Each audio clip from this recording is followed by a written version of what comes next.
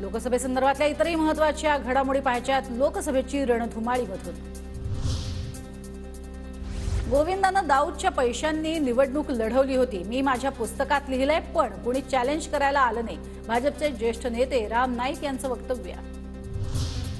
मी सकल मराठा समाजाचा पाईक, जरांगे पाटील मराठा समाजाचं नेतृत्व करतात, 100% अपक्ष म्हणून निवडणूक लढवणारच। जरांगे पाटील यांची भेट घेतल्यानंतर वसंत मोरे यांची प्रतिक्रिया।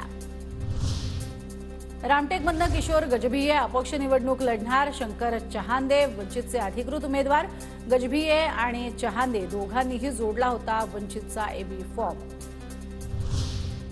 चळवळीमधील कार्यकर्त्यांच्या आग्रहामुळे रामटेकमधनं निवडणूक लढवण्यावर ठाम, ठाकरे गटाचे सुरेश साखरे यांची माघार नाही, साखरेंच्या भूमिकेनं मवियाची डोकेदुखी वाढणार।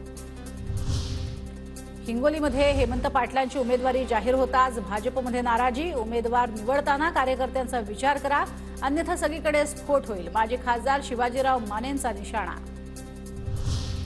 सुनील तटकरेंसोबत जुळवून घ्या, मतभेद बाजूला ठेवून महायुतीच्या उमेदवारासाठी कामाला लागा, रायगडमधल्या कार्यकर्त्यांना प्रदेशाध्यक्ष चंद्रशेखर बावनकुळे आणि मंत्री रवींद्र चव्हाण यांच्या सूचना। धक्क्यावर धक्के बसतील, पण 4 जूनला ठाकरे गटाला मोठा धक्का बसेल, फडणवीसांच्या भेटीनंतर रावसाहेब दानवेंची प्रतिक्रिया।